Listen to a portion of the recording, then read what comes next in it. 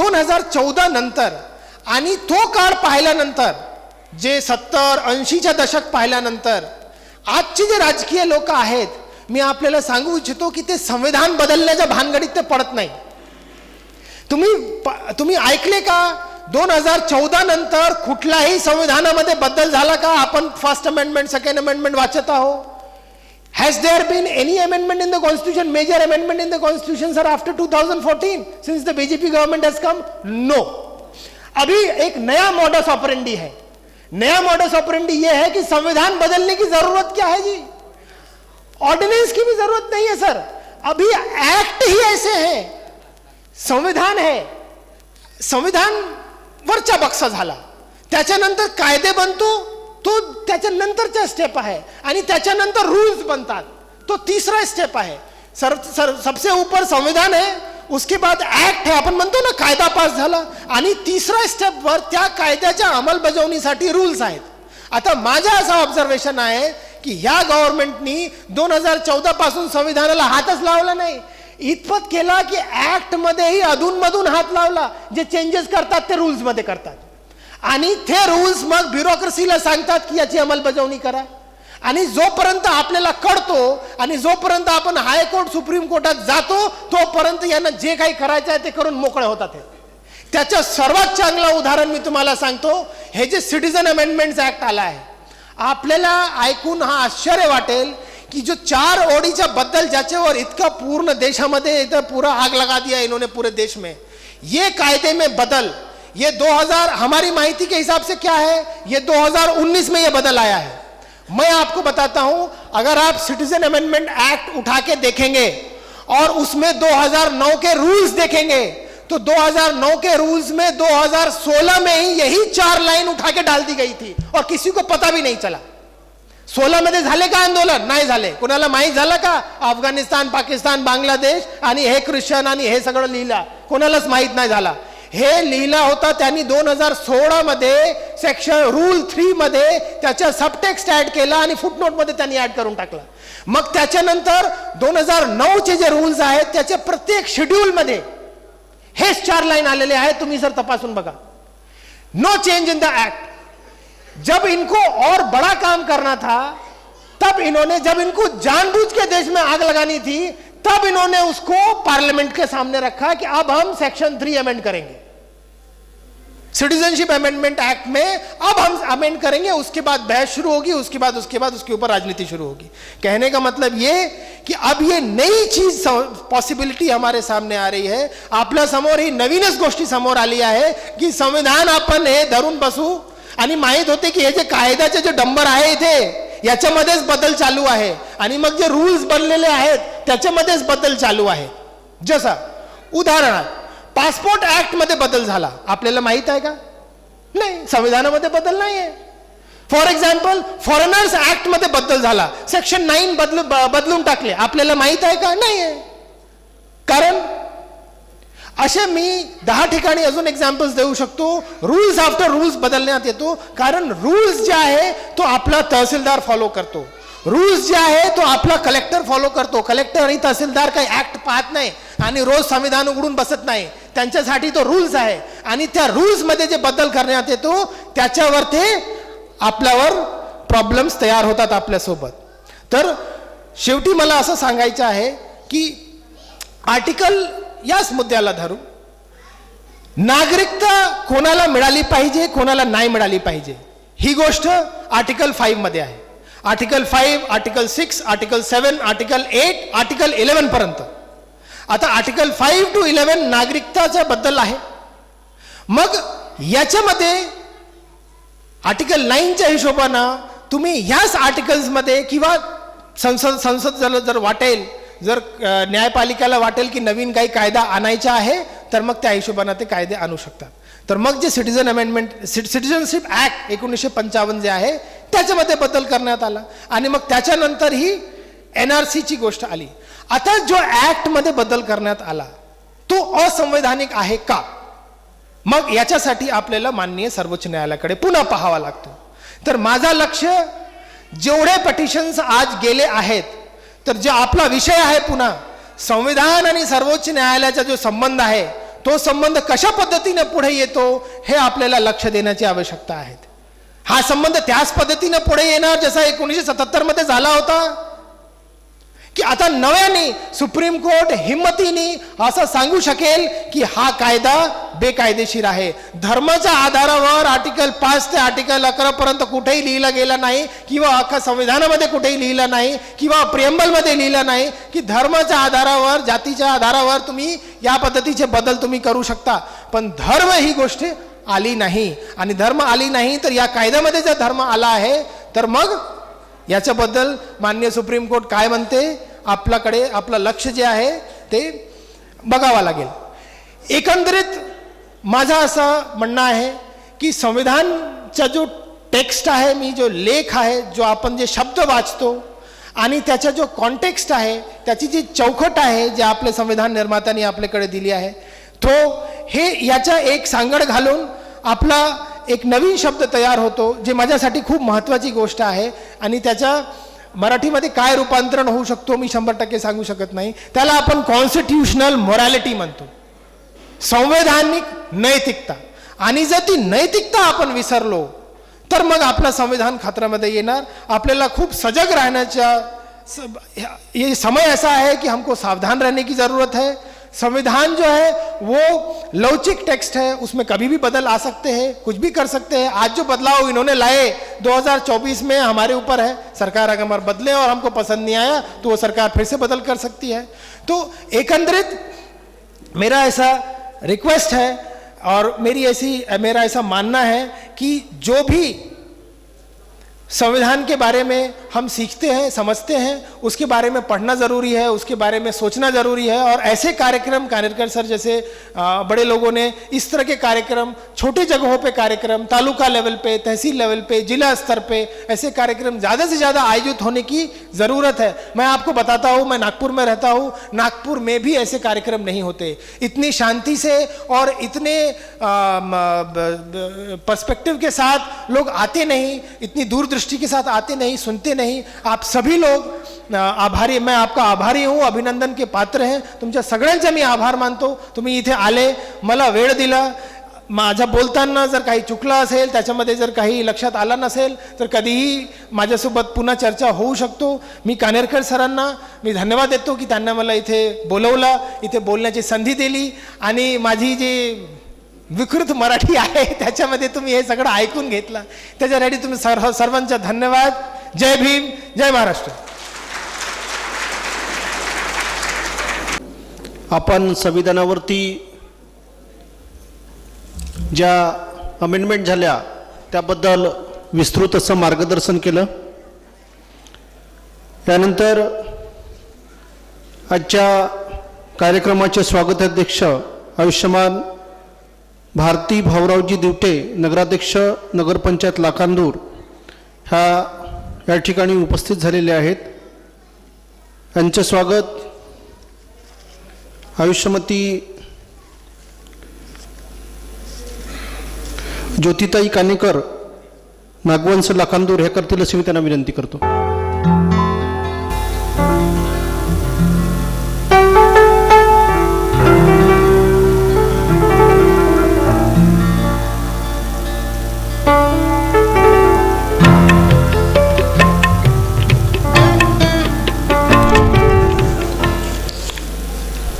आपण या ठिकाणी जे बहुजन विद्यार्थी संघाचे विद्यार्थी आहेत त्यांचं नोकरीवर लागल्यामुळे या ठिकाणी अभिनंदनात्मक सत्कार केलेला होता. त्यातीलच एक प्यारेलाल राजहंस लोणारे हे या ठिकाणी उपस्थित झालेले आहेत. मी आजच्या कार्यक्रमातील पाहुण्यांना अशी विनंती करतो की त्यांना संविधानाचं पुस्तक आणि सन्मान चिन्ह देऊन त्यांचा सत्कार करावा.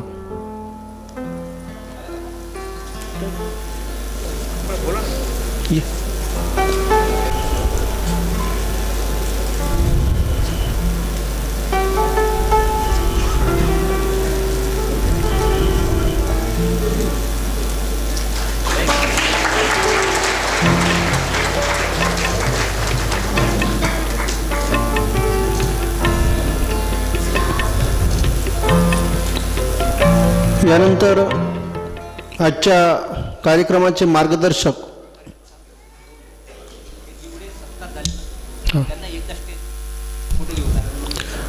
यापूर्वी ज्यांचा या ठिकाणी सत्कार झालेला आहे त्यांनी विचार मंचावर येण्याची कृपा करावी.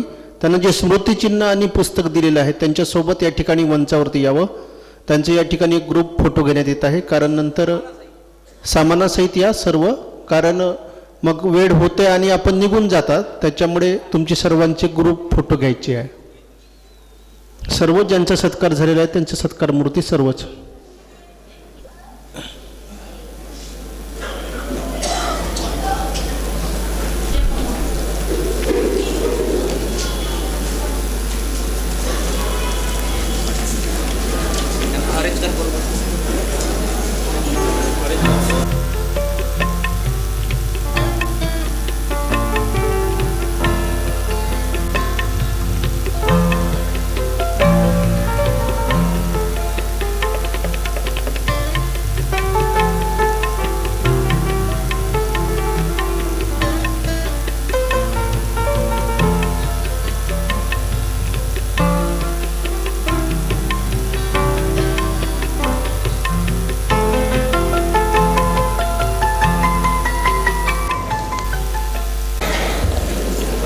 आजच्या ह्या 19वे राष्ट्रीय संविधान साहित्य संमेलनाच्या स्वागताध्यक्षा आयुष्यमती भारती भाऊरावजी दिवटे, नगराध्यक्ष नगरपंचायत लाखांदूर यांना अशी विनंती करतो की त्यांनी आपले स्वागताध्यक्षाचे मार्गदर्शन करावं.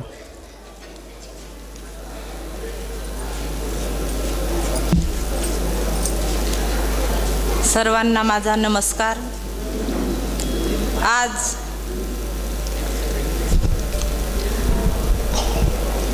गणराज्य दिनाचा 17वा वर्धापन दिन, त्यातल्या त्यात राष्ट्रीय संविधानाचा 19वा साहित्य संमेलन कार्यक्रमाप्रसंगी प्रतिमारूपी विराजमान असलेले आदरणीय भारतरत्न डॉक्टर बाबासाहेब आंबेडकर, छत्रपती शिवाजी महाराज, शाहू महाराज, क्रांतिज्योती आद्य शिक्षिका आई सावित्रीबाई फुले, बिरसा मुंडा आणि प्रतिमेचे प्रतिमारूपी सर्व थोर महात्मे यांना माझा तिवार वंदन. आजच्या कार्यक्रमाला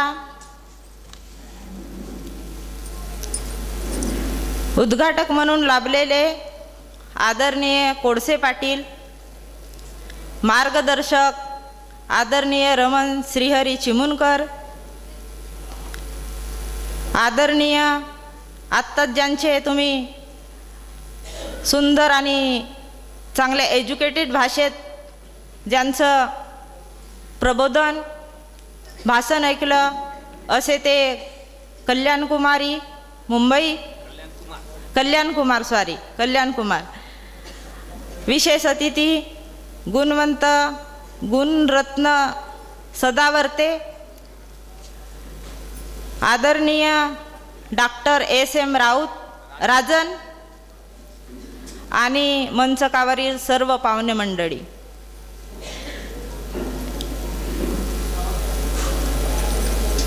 भारतीय संविधान म्हणजे काय? जशा मानवाच्या 3 मूलभूत अशा घटकात आपण जीवन जगतो, अन्न, वस्त्र आणि निवारा, त्याचप्रमाणे संविधान म्हणजे मानवी हक्क. मनुष्याचे जे काही जीवन जगायचे कायदे कानून असतात ते आदरणीय भारतरत्न डॉक्टर बाबासाहेब आंबेडकरांनी संविधानात मांडलं आहे.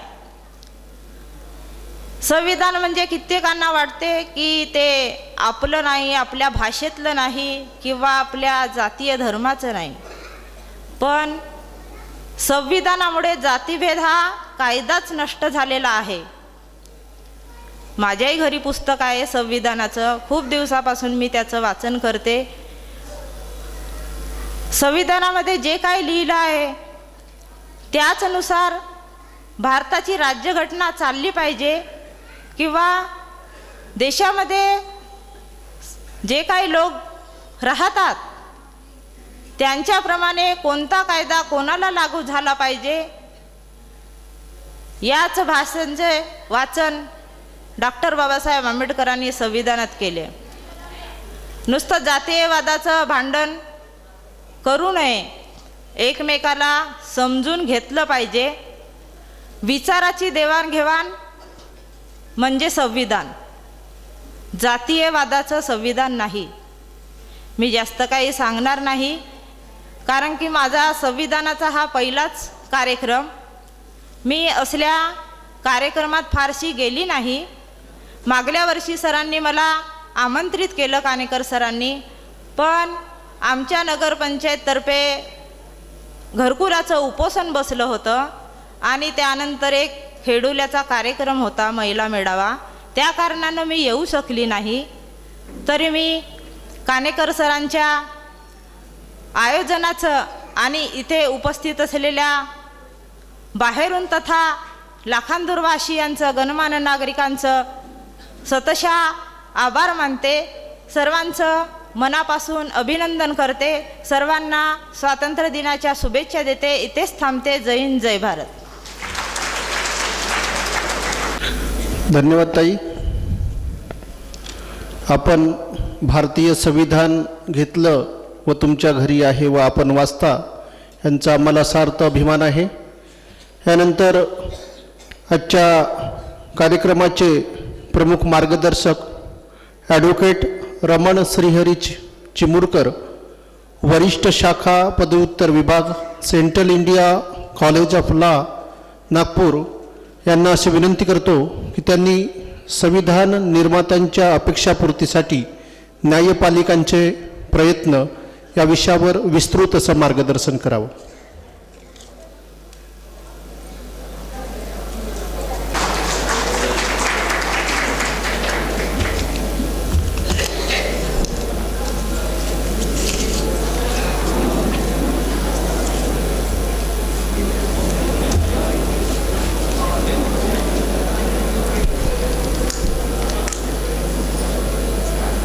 सर्वप्रथम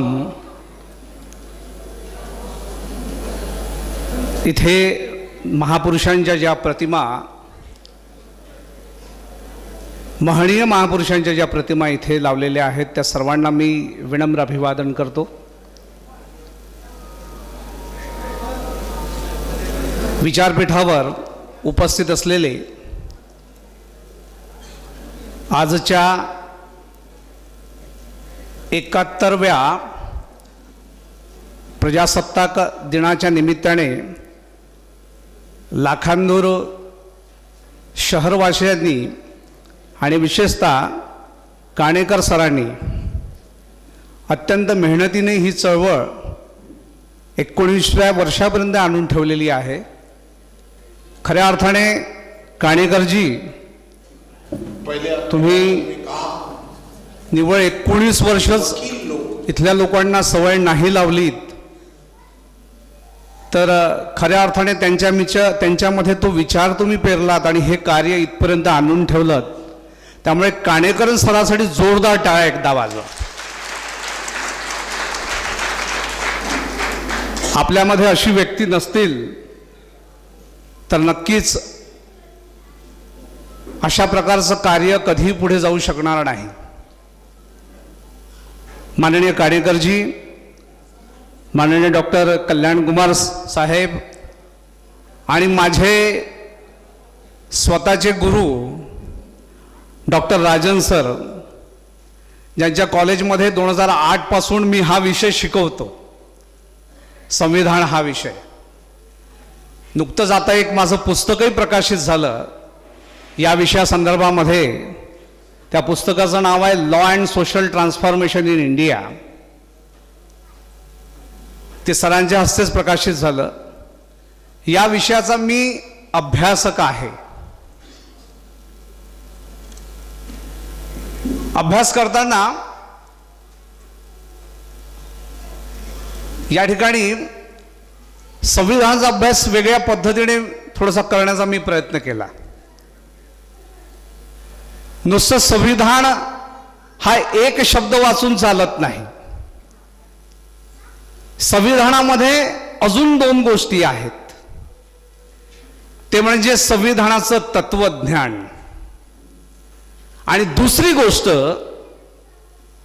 संविधानामध्ये असलेली नीतिमत्ता, नैतिकता. जे एकूण तीन गोष्टी आपल्याला शिकाव्या लागतात. संविधान जाणून घ्यायचं असेल तर संविधानाचं तत्वज्ञान जे बाबासाहेबांकडनं मिळालं, जे थोर महापुरुषांकडनं मिळालं, तो मौलिक विचार लक्षात ठेवावा लागेल. दुसरी गोष्ट, हे सर्व तत्वज्ञान आपल्याला प्रिएम्बल मध्ये, ज्याला आपण उद्देशिका म्हणतो, त्या ठिकाणी दिसून येतं. आज आपल्याला एक चर्चा होते संपूर्ण देशभरामध्ये आणि या संविधानाला अनेक प्रकारचे धक्के दिले जातात. आत्ताच माननीय आमचे सहयोगी माननीय वकील साहेब कल्याण कुमार यांनी सुद्धा कसा वाद सुरू आहे दोन संस्थांमध्ये, न्यायपालिका आणि संसद, ही मुळात संविधानाची दोन अपत्य आहेत आणि हे दोनही अपत्य आपापल्या पद्धतीने संविधानावरती अधिकार सांगत असतात. आणि हा अधिकार सांगताना त्यांच्यामध्ये भांडण होतं आणि ते भांडण 99व्या घटना दुरुस्तीपर्यंत आलं. त्यांनी आता तेच मुळात सांगितलेलं आहे या ठिकाणी. पहिली घटना दुरुस्ती, मग चौथी, मग पाचवी, मग 24, 25, 42, 44, 43, त्यानंतर 75, 74 आणि एकदम 99. मी त्या कालखंडामध्ये जाणार नाही. अत्यंत सुंदर रीतीने त्यांनी सांगितलं. मला बाबासाहेबांचं स्मरण करणं या ठिकाणी अत्यंत गरजेचं वाटतं. आपण बाबासाहेब काय म्हणतात ते पाहूया. स्वातंत्र्यानंतर देशाची सेवा लोकांनी कशी करावी. फक्त भाषण वाचा.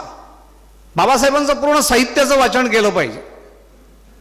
मला असं वाटतं इथे सर्वांनी वाचन केलं असेल असं मी गृहीत धरतो. बाबासाहेब काय म्हणतात, स्वातंत्र्यानंतर देशसेवा कशी करावी. ते काय म्हणतात, संविधानात आपण लोकांचे लोकांकरिता निवडलेले शासन या तत्वाचे जतन केले आहे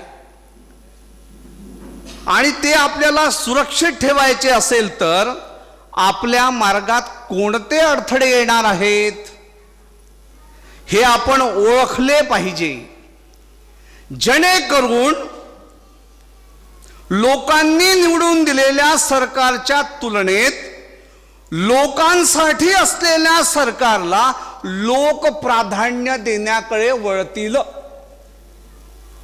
मला सांगा, बाबासाहेबांनी इथे काय सांगितलं, तुम्ही अशा सरकारला निवडून द्या जे लोकांसाठी आहे. आता आपण कोणतं निवडून दिलं याविषयी मी बोलणार नाही. किती सुंदर बाबासाहेबांनी सांगून ठेवलं आधीच. काय कल्पना बाबासाहेब करतात बघा, काय द्रष्टे होते बाबासाहेब.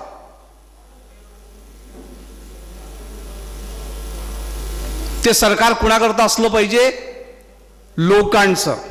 ही लोकशाही आहे. लोकांनी लोकांकरता ही पुरत अर्पण केलेली आहे. या संविधानाचा आदेश हा लोक आहेत, लोक आहेत. Source, authority lies with the people.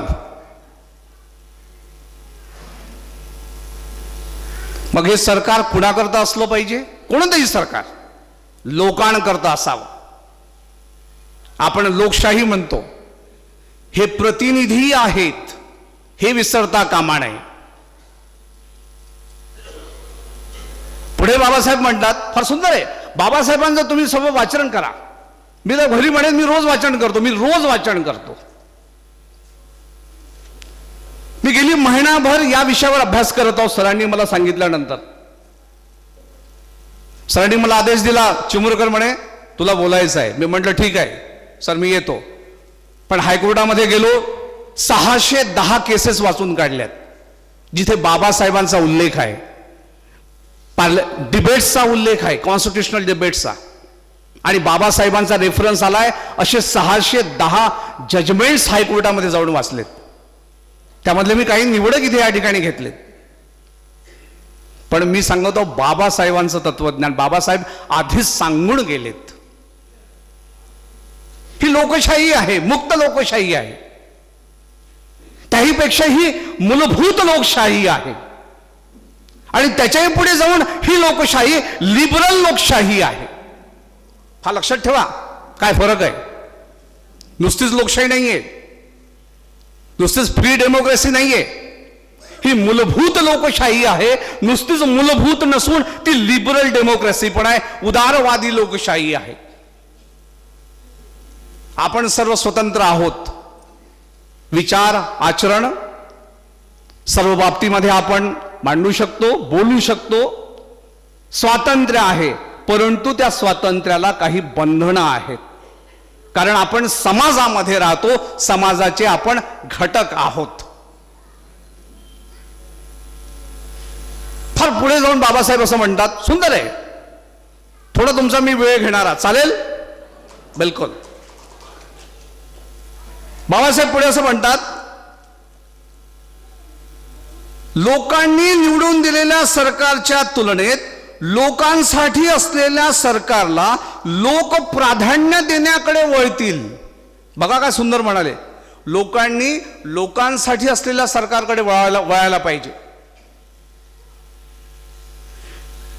देशसेवा करण्याचा हाच एकमेव मार्ग आहे, यापेक्षा दुसरा मार्ग मला माहित नाही. क्या बाबा साहब ने बात रखी है. स्वातंत्र्यानंतर लोकांनी कसं वागावं हे बाबासाहेब आधीच सांगून जातात.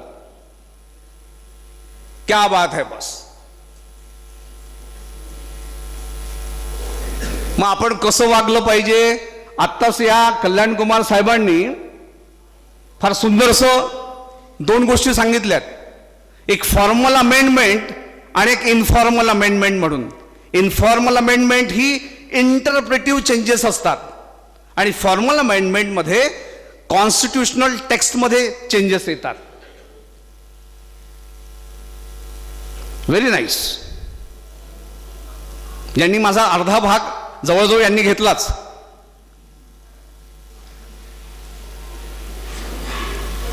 बाबासाहेब, पुन्हा बाबासाहेब लोकशाहीची व्याख्या आपल्यातून करतात.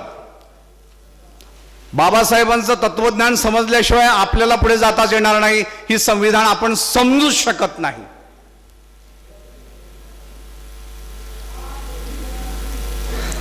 आता मी येतो, एक प्रश्न आपल्याकडे उपस्थित होतो नेहमी, हे संविधान टिकेल का.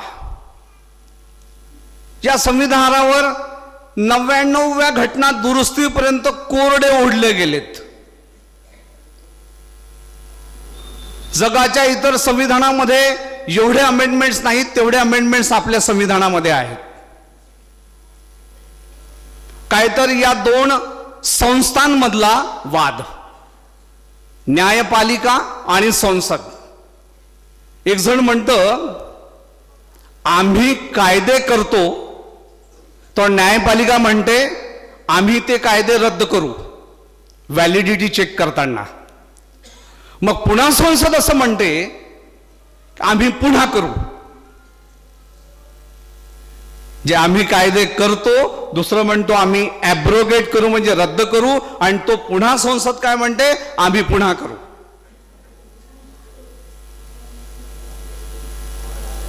हा वाद. पण authority of the constitution ultimately lies with the people. संविधान एकूण जगामध्ये 1700 ते 89 हा कालखंड आहे. ते 2006, त्यापैकी संपूर्ण जगामध्ये 792 संवैधानिक व्यवस्था कार्यरत आहेत. बरोबर, लक्ष नाही का? मी आपल्याला सांगत आहो की आपल्या लिखित संविधान हे जरी मोठं असलं तरी त्याची ड्युरेबिलिटी काय आहे, बाबासाहेब त्याच्याविषयी काय सांगतात ते पण सांगणार मी तुम्हाला. आज आपलं संविधान किती वर्ष झालेत? 50 पासून जर आपण पाहिलं, आजपर्यंत 71व्या प्रजासत्ताक दिनानिमित्त सगळ्या जगातलं मोठं संविधान आणि टिकवून राहणारं संविधान हेच आहे. टिकून राहणारं. जगातल्या 792 संविधानिक संस्था, संवैधानिक व्यवस्था पैकी 518 संवैधानिक व्यवस्था बदलल्यात. लक्षात नाही का? 792 पैकी 518 व्यवस्था बदलल्यात. त्यापैकी नवीन व्यवस्था आल्यात. संवैधानिक व्यवस्था त्या संपल्या आणि आज मितीस 192 व्यवस्था संवैधानिक व्यवस्था कार्यरत आहेत आणि 82 व्यवस्था ह्या औपचारिक दृष्ट्या निलंबित केल्या आहेत. फार गंमत सांगतो तुम्हाला एक. आपल्या संविधानावरती संविधान बनवल्यानंतर टीका झाली. टीका करणारा आयवोर जेनिंग नावाचा अभ्यासक होता, संविधान तज्ञ होता. त्याचं मद्रासमध्ये 3 सेशनमध्ये लेक्चर आयोजित करण्यात आलं होतं. त्याने टीका केली. तो टीका करताना म्हणतो हे संविधान खूप लांबलचक आहे, कॉम्प्लिकेटेड आहे, रिजिड आहे. त्याने अशी टीका केली. त्यावेळेस संविधान ड्राफ्टिंग कमिटीमध्ये अय्यर होते, अल्लादी कृष्णस्वामी अय्यर. त्यांनी त्याचे काही सेशन्स ऐकलेत आणि वृत्तपत्रामध्ये लिखाण सुरू केलं. त्यांनी त्याला उत्तर दिलं की तुम्ही जे म्हणता की आमचं संविधान हे लांबलचक आहे, कॉम्प्लिकेटेड आहे, समजत नाही, हे तुमचं म्हणणं अत्यंत चुकीचं आहे. असं लिखाण केलं. परंतु त्यांना काही लेख पूर्ण करता आले नाही, त्याआधीच ते निवर्तलेत. कालांतराने पुढे हे सिद्ध झालं की त्यांनी जे लेख लिहिले होते इट प्रूव्ड लॅटर, ते खरे ठरलेत. त्यांनी असं लिहिलं होतं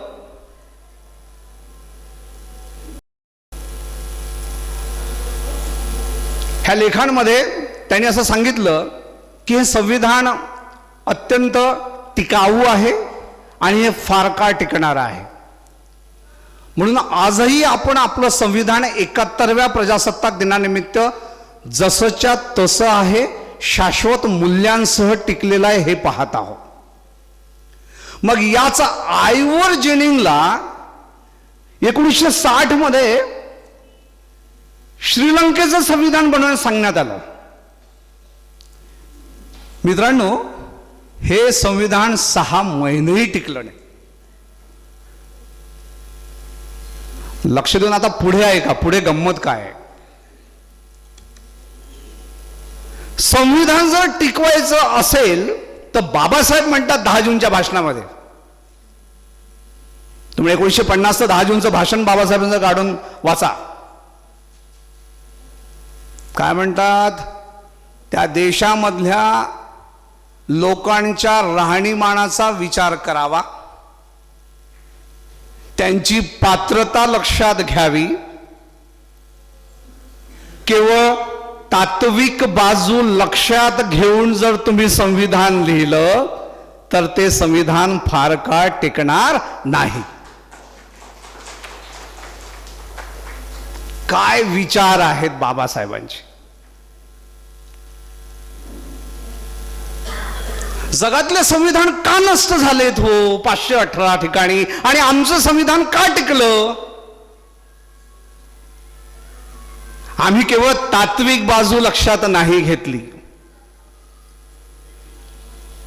या एका पुस्तकामध्ये सर्व पंथ, धर्म, वंश, जात, भाषा, अनेक संस्कृती, अनेक धर्म या निव्वळ एका पुस्तकामध्ये बाबासाहेबांनी बंदिस्त केला आहे. एका पुस्तकात संपूर्ण देश, संपूर्ण माणूस या ठिकाणी आहे.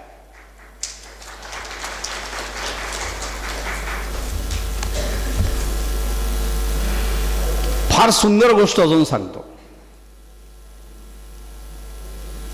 माणसाला, आपण माणूस आहोत बघा, सुंदर आहे. आपली जात बाजूला करा आणि आपला धर्म बाजूला करा, आपल्याला फक्त माणूस दिसून येईल. तो माणूस दिसून येईल. माणसाचा जात आणि धर्म ह्या दोन गोष्टी बाजूला केल्यात, आपल्याला फक्त माणूस दिसतो. हाच माणूस बाबासाहेबांनी संविधानाच्या केंद्रस्थानी ठेवलेला आहे.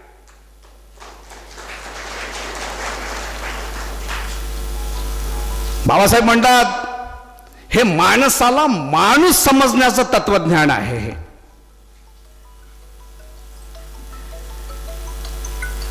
संविधानामध्ये सगळी वैश्विक मूल्य आहेत. वैश्विक मूल्य आहेत. समता, स्वातंत्र्य, बंधुभाव, न्याय, सामाजिक, शैक्षणिक, राजकीय, आर्थिक. काणेकरजी अत्यंत सुंदर काम करत आहात तुम्ही आता खऱ्या अर्थाने सामाजिक कार्यही केलं, शैक्षणिक कार्यही केलं आणि प्रबोधनाच्या माध्यमातून सांस्कृतिक काम पण करत आहात. पुन्हा एकदा टाळ्या वाजवा त्यांच्याकरता.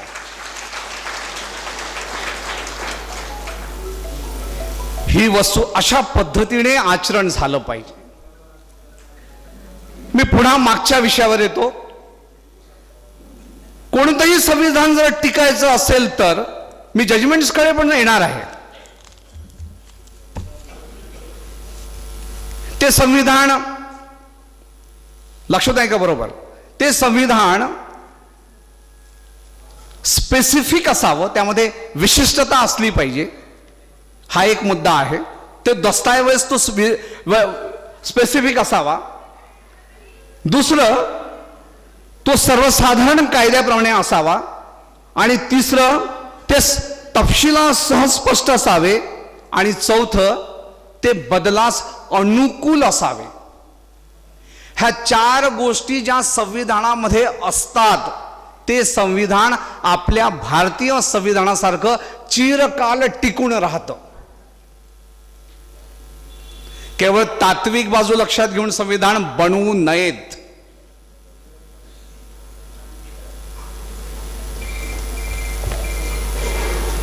पुढे संविधानामध्ये बदल होतात. ते बदल युद्धामुळे घडतात. मग ते नागरी युद्ध असू द्या किंवा इमिनंट चेंजेस आपण त्याला म्हणतो, अचानक आलेले बदल, अचानक आलेले ब्रेक, त्यामुळे संविधानात बदल घडत असतो. यानंतर पुन्हा दुसरी गोष्ट सांगतो तुम्हाला. आपलं संपूर्ण संविधान हे उद्दिष्ट आणि मूल्य यावर आधारित आहे. आणि प्रिएम्बलला जे आपण उद्देशिका म्हणतो, आता आपण वाचन केलं, त्याला pride of the place of the pride असं संविधान निर्मात्यांनी त्याला संबोधलेलं आहे. प्लेस ऑफ प्राईड ही अभिमानास्पद बाब आहे. शिवाय state of PA Inamdar versus state of Maharashtra या केसमध्ये असं म्हटलं की या उद्देशिकेमध्ये गोल्डन गोल्स दिलेले आहेत, जे गोल्स राज्यकर्त्यांनी पूर्ण करावयाचे आहेत. त्याच्या पुढे जाऊन असं सांगतो, Bachan Singh versus state of Punjab या केसमध्ये असं म्हटलेलं आहे की our constitution is a unique document and mere not a pedantic text. It embodies human values, cherish principles and spiritual norms. आपल्या संविधानामध्ये मानवी हक्कांविषयीचा उल्लेख आहे, स्पिरिच्युअल नॉर्म्सविषयीचा उल्लेख आहे. या सर्व बाबींचा उल्लेख आपल्याला संविधानात सापडतो असं याही केसमध्ये म्हटलं. तर Golaknath versus state of Punjab या केसमध्ये असं म्हटलंय की उद्देशिका जी आहे ती संविधानाची उद्दिष्ट आणि अपेक्षा ह्या थोडक्यात व्यक्त करण्यात आलेली आहे. आता मी पुन्हा बाबासाहेबांच्या एका वाक्याकडे येतो आणि ते वाक्य इथे लिहून ठेवलेलं आहे, ते या बाजूला आहे. बघा आता तुम्ही कसं वाचता आणि मी कसं वाचतो, फरक बघा. रक्ताचा एकही थेंब न सांडता लोकांच्या सामाजिक व आर्थिक जीवनात क्रांतिकारी परिवर्तने आणता येतील असे शासनाचे स्वरूप आणि प्रणाली म्हणजे लोकशाही. ही लोकशाही आहे. लोकशाहीमध्ये सामाजिक बदल आणि आर्थिक बदल आणायचे आहेत. स्वातंत्र्यामुळे आपल्याला राजकीय डेमोक्रेसी लोकशाही आणता आली, पण त्या राजकीय लोकशाहीच्या पुढे आपण जाऊ शकलो नाही. जस्टिस रामास्वामी असं म्हणतात की राजकीय लोकशाहीचा पाया हा आर्थिक आणि सामाजिक लोकशाही असते. मग ज्या देशामध्ये आर्थिक आणि सामाजिक लोकशाही नसेल तो देश फार काळ प्रगती करू शकणार नाही. ते एकदाचा तो देश म्हणून नष्ट होईल. बाबासाहेबांची भाषणं अत्यंत सुंदर आहेत आणि ती विषयाशी संबंधित आहेत. त्यांनी लोकशाहीविषयी सांगून ठेवलं बाबासाहेबांनी आधीच. ती लोकशाही कशी असावी, एकही थेंब न सांडता, आणि हे खरं ठरलं. आपण किती भाग्यवान आहोत हा शब्द मी वापरतो. आपल्याला काही न करता बरंच काही मिळालं, पण पूर्वजांच्या पुण्यावर.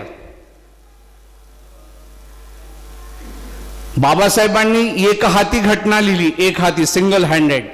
7 जण कमिटीमध्ये होती, बाकी सगळेच्या सगळे 6 जण वेगवेगळ्या कामानिमित्त निघून गेलेत. फक्त राव तेवढे त्यांच्याकडे होते. 2 वर्ष 11 महिने 17 दिवस, आणि किंवा आपण स्पेसिफिकली 17 दिवस म्हणतो, परंतु 2 वर्ष 11 महिने 18 दिवस असं म्हणतात. काय परिश्रम असतील बाबासाहेबांचे. 114 सेशन्स,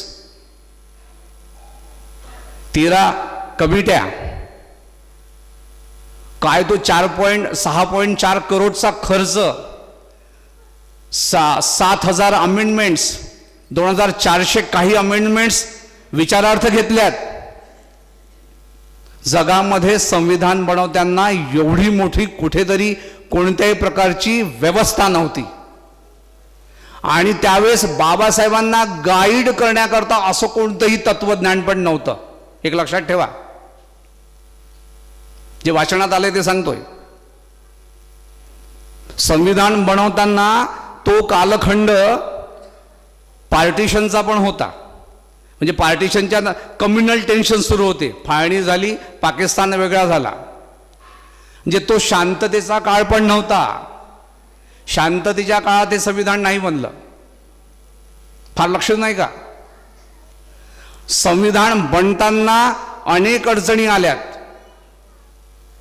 पण बाबासाहेबांनी टिकवून पूर्णपणे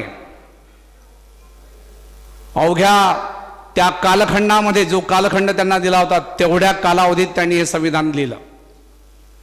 मित्रांनो, मूळ संविधान आहे आपलं कुठून आहे हो? 1 ते 35 पर्यंत मूळ संविधान. इथे आपलं संविधान संपतं. फार महत्वाचं वाक्य बोलतोय मी. मूलभूत हक्कांचा भाग, राजकीय आणि नागरी अधिकार, सिटिझनशिप चॅप्टर, स्टेट्स, संपला. पुढे येतो प्रशासनाच्या तपशिलाचा भाग. त्याकरता तुम्हाला आर्टिकल 395 वाचावं लागेल. जे आर्टिकल 395 म्हणजे अनुच्छेद 395 रिपील विषयीचा आहे.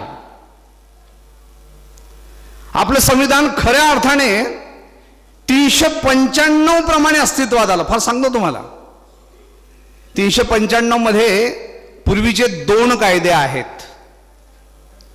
भारतीय स्वातंत्र्याचा कायदा 1947 आणि 1935चा इंडियन गव्हर्नमेंट ऍक्ट. हे 2 कायदे जेव्हा रद्द झालेत तेव्हा 393 अनुच्छेद प्रमाणे आपलं संविधान अस्तित्वात आलं. 1950 पर्यंत आपला कारभार हा 1935च्या कायद्याप्रमाणे चालायचा आणि या 1935च्या कायद्यामधनं आपण प्रशासनाचा तपशील घेतला आहे जो 36 नंतर पुढे येतो. फार लक्ष देऊ नाही का? मग बाबासाहेबांवरती टीका झाली. बाबासाहेबांना असं म्हटलं की म्हणे आपल्या संविधान सभेमध्ये प्रशासनाच्या तपशिलाचा भाग घेण्याविषयी आपण का घेतला हा भाग, एवढं लांबलचक संविधान आपण का लिहिलं. बाबासाहेबांवरती टीका झाली. या तपशिलाची काय गरज होती? तुम्ही जर ते डिबेट्स वाचलेत त्यामध्ये हे लिहिलेलं आहे. बाबासाहेबांनी त्याला उत्तर दिलं, बलदंड अल्पसंख्याकांचा वर्ग अशा संस्थांना काम करू देणार नाही. हा ऐकून घ्या बरोबर, त्या ठिकाणी वाक्य बघा तिथली. या देशामध्ये अल्पसंख्याक आहेत, या देशामध्ये इतर मायनॉरिटीज आहेत. या शासकीय संस्थांना काम करू देणार नाहीत म्हणून यांचा संविधानामध्ये अंतर्भाव करण्यात आला आहे. हा तपशिलाचा भाग म्हणून घेतला आणि संवैधानिक प्रोटेक्शन मी त्यांना प्रोव्हाइड केलं. मी तुम्हाला म्हणत आहो, बाबासाहेबांचं तत्वज्ञान माहीत असल्याशिवाय संविधानाचं इंटरप्रिटेशन करता येणार नाही. पुढे आहे फंडामेंटल राईट्स म्हणजे मूलभूत अधिकाराविषयी एक सुंदर केस लॉ आहे, Javed versus state of Haryana. या केसमध्ये फंडामेंटल राईट्स म्हणजे मूलभूत हक्क आपले जे दिलेले आहेत 12 ते 35 मध्ये ते 6 प्रकारचे आहेत.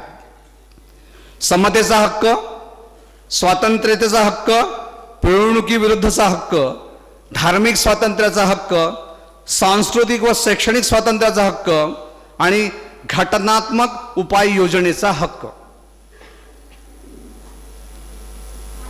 मला एक सांगा, निव्वळ हक्क मिळून आपलं जमेल का? हो, मूलभूत हक्क नाही. मग ह्या हक्कांना जर का समजा आपल्या लोकशाहीचं पोषण करायचं असेल, एखाद्याला माणूस म्हणून जिवंत ठेवायचं असेल, तर इतर बाबींची योजकता बाबासाहेबांनी नीती राज्याची नीती निर्देशक तत्व आहेत त्या ठिकाणी दिलेली आहे. ही नीती निर्देशक तत्व जोपर्यंत आपण या फंडामेंटल राईट्स बरोबर वाचत नाही तोपर्यंत आपल्याला फंडामेंटल राईट्सचे फायदे मिळू शकणार नाहीत असं या केसमध्ये म्हटलेलं आहे. परंतु हे करीत असताना हे लक्षात ठेवावे की प्रिएम्बलमध्ये जे उद्दिष्ट दिलेली आहेत त्या उद्दिष्टांची पूर्ती होत आहे किंवा नाही हे लक्षात ठेवले पाहिजे. निव्वळ मूलभूत अधिकारांनी काही होणार नाही. मूलभूत अधिकारांबरोबर मार्गदर्शक तत्वे लक्षात घ्यावी लागतील. मित्रांनो, ही मार्गदर्शक तत्वे दुसरं तिसरं काही नसून फार महत्वाची गोष्ट सांगतो, आपण ज्यांना प्रतिनिधी म्हणून पाठवतो, प्रतिनिधी पाठवल्यानंतर त्यांचं महत्वाचं काम काय असते? आपण इथनं मेंबर ऑफ पार्लमेंट MLA यांना पाठवतो. काय काम असते? त्या ठिकाणी जाऊन तत्वांना, या तत्वांविषयी कायदे करण्यास भाग पाडलं जावं. हे महत्वाचं फंक्शन आहे MPचं आणि MLAचं. कोण असं करतो? काल मी एका संविधान दिंडीमध्येच होतो. तेव्हा एका प्राध्यापकांनी हा प्रश्न उपस्थित केला. एक आमदार लोकांसाठी म्हणे आम्ही एक क्वेश्चनर तयार केलं, प्रश्नावली तयार केली आणि त्यांना एक प्रश्न विचारला आमदार आणि खासदारांना, का हो तुम्ही संसदेमध्ये जाता, विधिमंडळामध्ये जाता, तुमचं मुख्य कार्य कोणतं आहे सांगा मला, तुम्ही कशाला संवैधानिक दृष्ट्या त्या ठिकाणी पदावरती आहात, मग तुमचं मुख्य कार्य काय आहे, फंक्शन. एकाही आमदाराने आणि खासदारांनी उत्तर दिलं नाही त्या प्रश्नाचं, त्या प्रश्नावलीमध्ये एकाही आमदारांनी उत्तर दिलं नाही.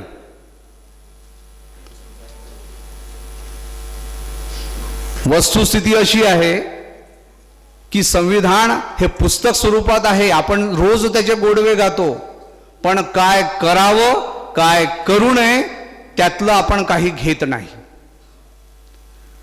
अहो संविधान अत्यंत सुंदर आहे, ती स्वतःची रक्षा स्वतःच करतं. इथे doctrine of balance, check and balance म्हणून आहे. बाबासाहेबांनी एक दुसरी डॉक्ट्रिन मांडली, जी डॉक्ट्रिन आहे तुमची डिस्ट्रीब्युटिव्ह जस्टिस, सामाजिक आणि आर्थिक न्याय, कॉम्पन्सेटरी जस्टिस बाबासाहेबांनी मांडले. त्यामध्ये तुम्ही जर 32 मध्ये गेलात, कॉम्पन्सेटरी जस्टिस येतं तिकडनं, आर्टिकल 32 मधून कॉम्पन्सेशन मिळतं तुम्हाला आर्थिक दृष्ट्या. सामाजिक आणि डिस्ट्रीब्युटिव्ह जस्टिस आहे पूर्णपणे, संपूर्णपणे सामाजिक न्याय, आर्थिक न्याय, राजकीय न्याय, बरं सर्वांसाठीच. आपल्याकडे हल्ली संविधानाचं चुकीचं इंटरप्रिटेशन केलं जातं, हे कुठेतरी थांबलं पाहिजे. काणेकर सर आपण अत्यंत चांगलं काम करतात, पुन्हा एकदा सांगतो, संविधानाचा टीचर या नात्याने सांगतो. पुढे फार महत्वाचं सांगतो,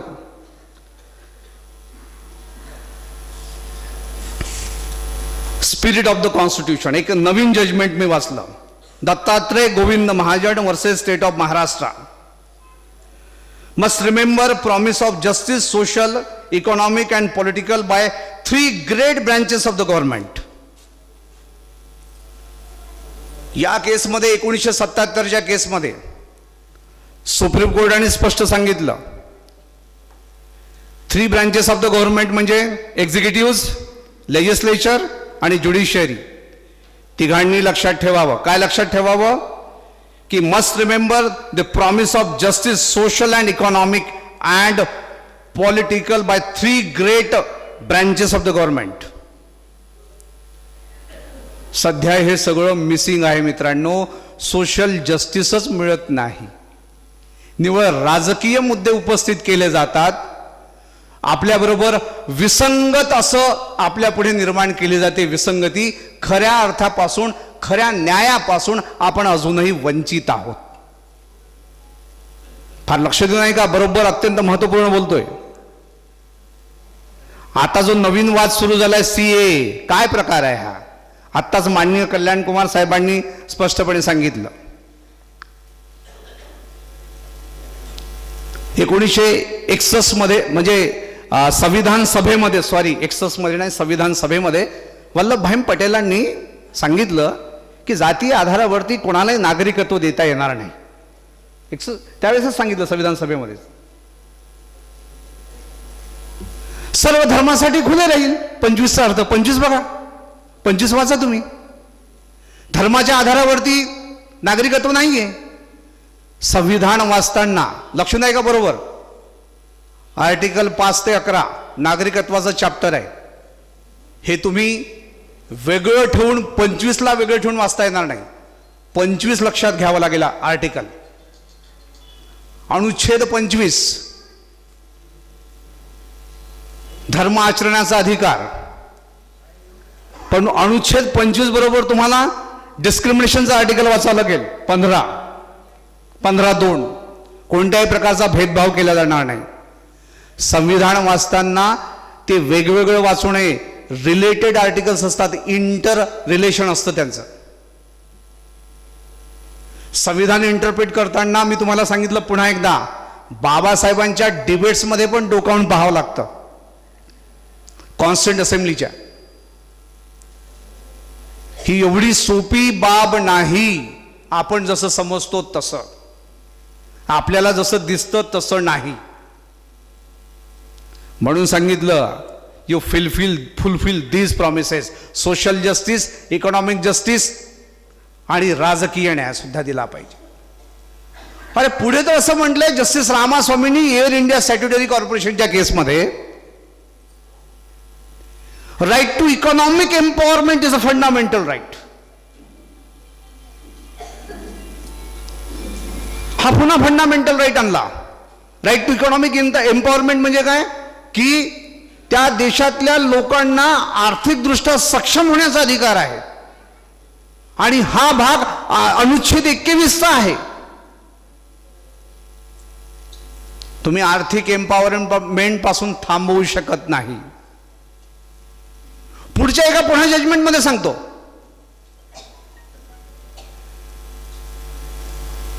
फंडामेंटल प्रिन्सिपल्स, फंडामेंटल राईट्स आणि directive principles are supplementary and complementary to each other. हे एकमेकांशी पूरक आहेत. मूलभूत हक्क आणि राज्याची नीती निर्देशक तत्व, तुम्ही यांना वेगळं करू शकत नाही. आणि जर का समजा यांना वेगळं केलं तर तो माणूस म्हणून जगू शकणार नाही. मग माणूस म्हणून जगण्याकरता प्रिन्सिपल्स ऑफ गव्हर्नन्स. मित्रांनो, लोकशाहीचा मूळ उद्देश काय आहे माहित आहे का? Minimum government, maximum governance. सरकार कमी असलं पाहिजे, जास्तीत जास्त गव्हर्निंग असलं पाहिजे. ते लोकांना काहीतरी देणारं सरकार असावं, जे राज्यांच्या नीती निर्देशक तत्वांमध्ये लिहिलेलं आहे त्याप्रमाणे ते वागणारं सरकार असावं. हे कॉन्स्टिट्युशनलिझम आहे. हे कोण कॉन्स्टिट्युशनलिझम फॉलो करतं? तुम्हाला बदल घडवायचा ना समाजामध्ये, सोशल ट्रान्सफॉर्मेशन करायचं ना. आम्हाला संविधानाने 2 बदल दिलेत बघा. पुन्हा सांगतो, संविधानाने 2 बदल दिलेत. आम्ही 1947च्या कायद्यान्वये स्वतंत्र झालो, हा पहिला बदल. स्वतंत्र राष्ट्र म्हणून आम्ही, स्वतंत्र देश म्हणून अस्तित्वात आलो. दुसरा बदल 1950ला झाला आपल्यामध्ये. काय बदल होता तो? आपण या देशाचे नागरिक झालो, आणि नुसतेच नागरिक नाही, मुक्त नागरिक झालो. आपल्याला लिबर्टी मिळाली, स्वातंत्र्य मिळालं, आणि आपल्याला हक्क प्रदान झालेत. काणेकर सरांनी सुरुवातीला सांगितलं की 26 नोव्हेंबर 1949ला 15 आर्टिकल्स लागू झालेत. हे खरं आहे सुरुवातीला, आणि संपूर्ण संविधान आजच्या दिवसापासून लागू झालं पूर्ण क्षमतेने. आणि जे 26 नोव्हेंबर 1949ला जे सुरू झाले होते ना, ते आर्टिकल्स फक्त सिटिझनशिप चॅप्टरचे होते. सिटिझनशिप चॅप्टर आणि प्रेसिडेन्शियल इलेक्शन्स आणि पार्लमेंटरी काही इलेक्शनच्या संदर्भामध्ये आहेत. फक्त 15 आर्टिकल्स. मग आलं आपलं संविधान. आपण मुक्त झालो खऱ्या अर्थाने आजच्या रोजी. आज आपण रिपब्लिक आहोत, आपण मुक्त आहोत, बंधनातनं मुक्त झालो. हे मुख्य 2 बदल आहेत.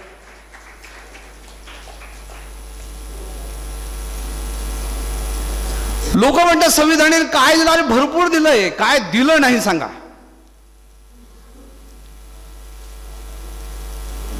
फक्त देत नाहीत. ते कोण देत नाहीत? कोण देत नाहीत मला सांगायची गरज नाही. फारच कंजूस आहेत ते लोक, आणि आपणच त्यांना निवडून देतो. म्हणून 323 आर्टिकल.